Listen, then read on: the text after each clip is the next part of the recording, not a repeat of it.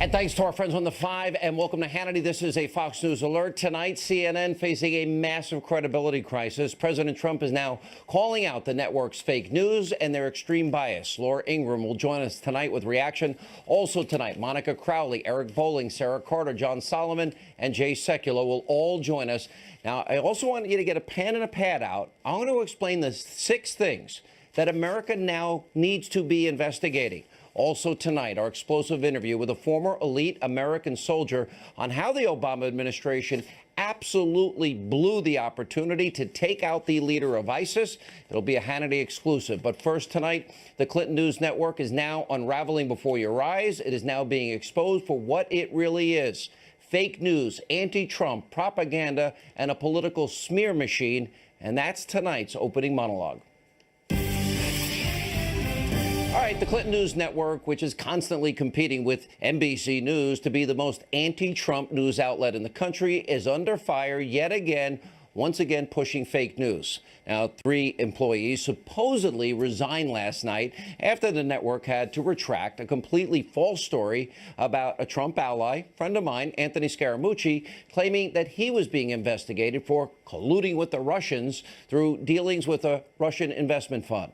Now, President Trump rightly slammed CNN once again and the rest of the destroy Trump media on Twitter today, writing, quote, fake news, CNN is looking at big management changes now that they got caught falsely pushing their phony Russia stories and ratings are way down. The president continued. So they caught fake news, CNN cold, but what about NBC, CBS, ABC? What about the failing New York Times and Washington Post? They're all fake news.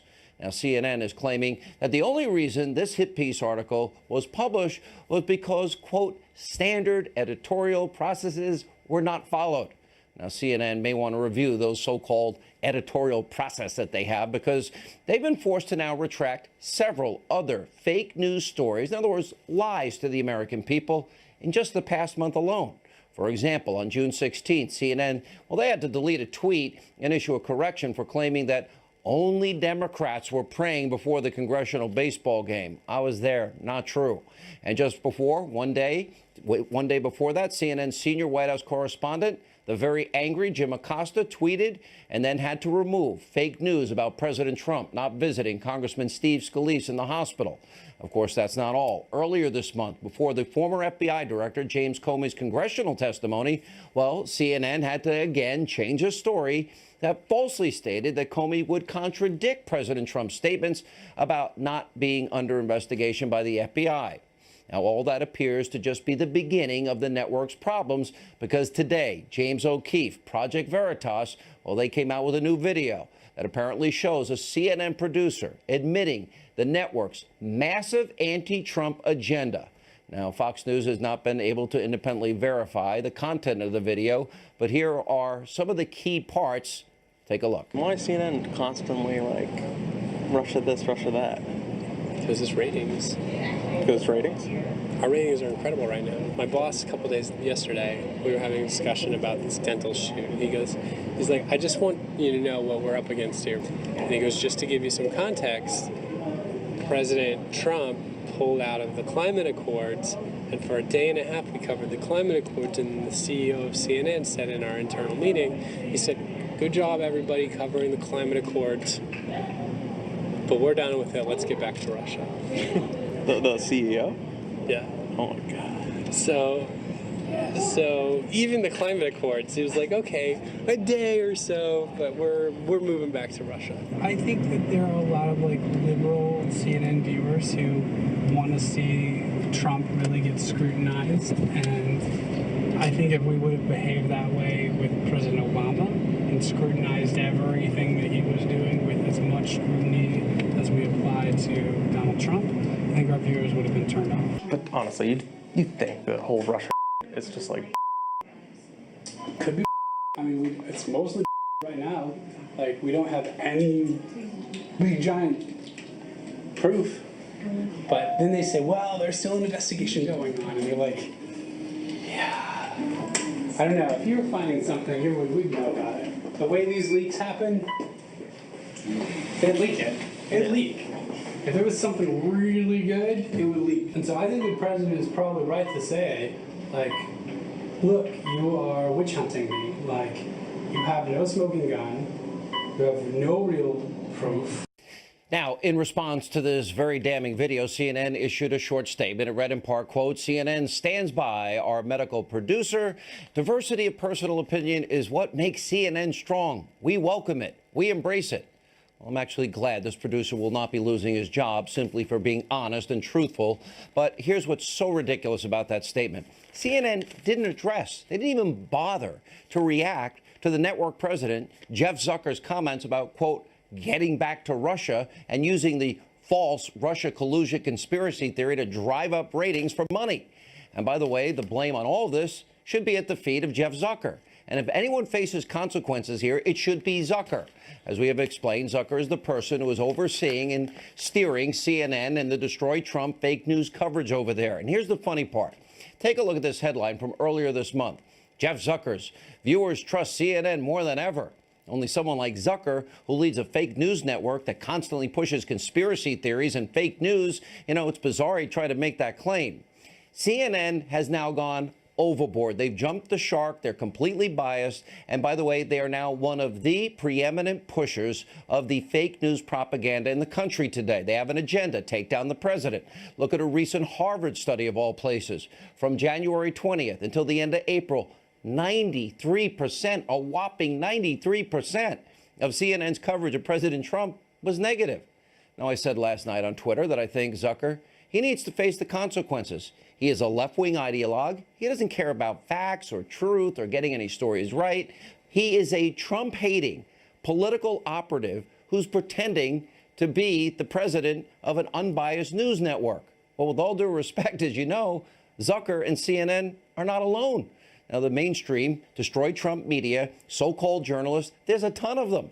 And here's more proof, by the way, of exactly what we've been exposing. Our friends over Media Research and their center have put together this chart analyzing ABC, NBC, CBS, and their newscasts for over a month.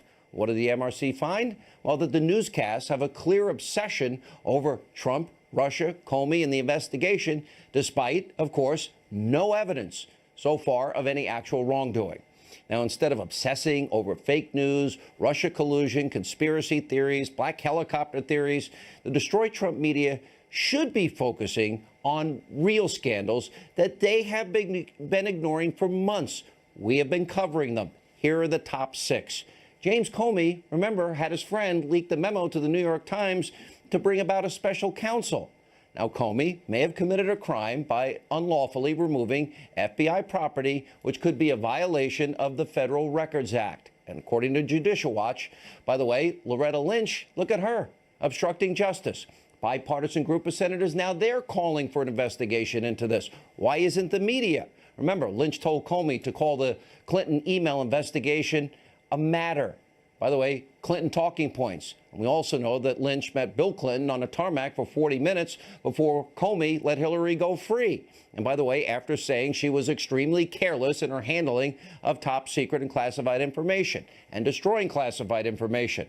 Now, also, number 3, speaking of Hillary, her email server that we just described, well, that deserves an investigation and, frankly, a grand jury, because as we've been explaining, the original one was compromised by Comey and Lynch. And then, of course, number 4, there's also the Clinton-Russia collusion Uranium One deal, real collusion. Hillary, Secretary of State, signed off 20% America's uranium going to Vladimir Putin, the foundational material for a nuclear weapon. And while people who are involved in that deal, by the way, at the same time, are kicking back millions of dollars to the Clinton Foundation, and her husband's doubling his speaking fees in Moscow. Now, the only law in this case that we know was broken in this whole Russia collusion story was, of course, the unmasking and the leaking of intelligence against Lieutenant General Michael Flynn, and he's paid a price for that. That's a felony, a violation. That's the Espionage Act. And finally, number 6, Special Counsel Mueller, his inexcusable, his illegal, many conflicts of interest and investigative creep here. And of course, Mueller, best friends with Comey, also members of Mueller's team. Let's see, he picks one of Hillary's lawyers and picks people that donated to Obama and Hillary Clinton to investigate Donald Trump? Are you serious? And one of the lawyers that represented the Clinton Foundation. Now, those are the stories we're helping the media hear. Those are the scandals that the media should be focused on instead of the destroying of the president, like CNN, like NBC, like the major networks, like the Washington Post and the New York Times. Here with reaction to all of this, editor-in-chief, LifeZette, Fox News contributor, nationally syndicated talk show host. She's actually funny occasionally, Laura Ingraham. How are you? Hannity, I can't believe that in that litany of the past sins of CNN, you forgot one of the best that you've talked about in the past often. I can't believe it. You forgot the Donna Brazile sending questions from Roland Martin in advance to Bernie Sanders. The WikiLeaks showed they all colluded with Hillary. Yeah.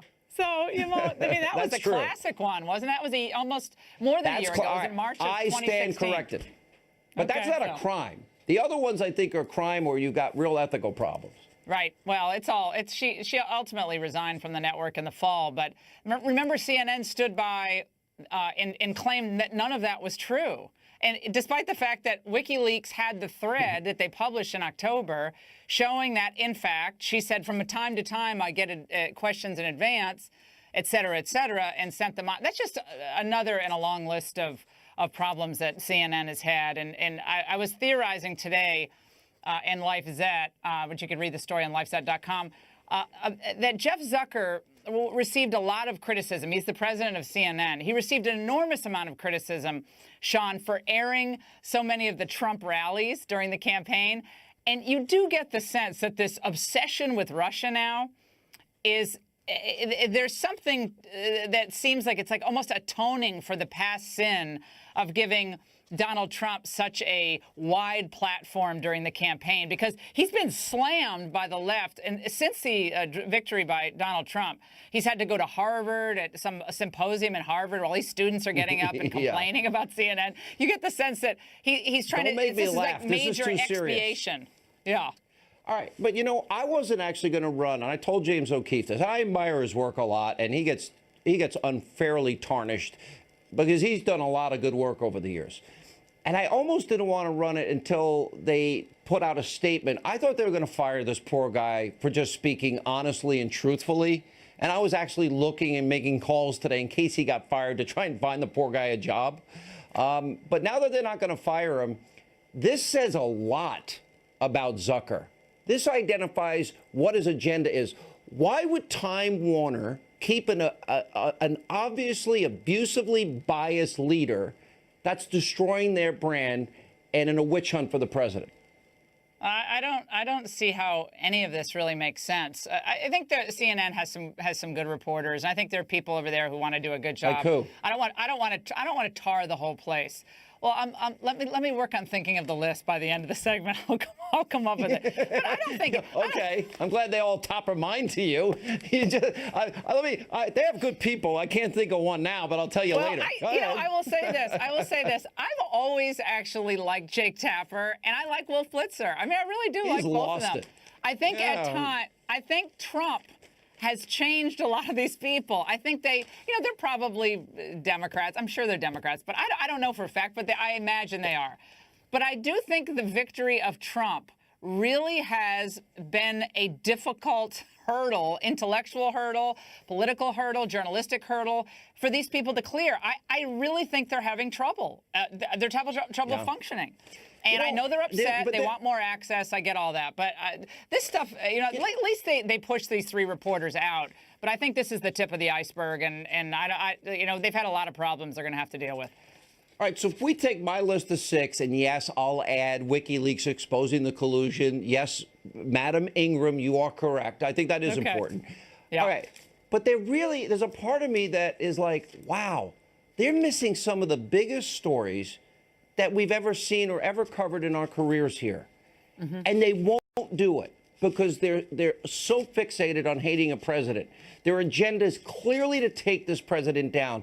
That's not journalism anymore, Laura. There's a real serious psychology to whatever it is that's going on at these so-called news networks. You know what I think a lot of it is also, Alan Dershowitz tapped in on this on my radio show this week, Sean. He said something very interesting. He said, when he's like in Martha's Vineyard, where it's all Democrats, mostly Democrats, and he's on the porch of this general store in Chilmark where he has this luncheon, you know, he has lunch, a sandwich every couple times a week, I guess. He said all of these liberals who are his friends are just enraged that he's coming out and saying what he's saying about the obstruction of justice, no collusion, no obstruction when it comes to Trump.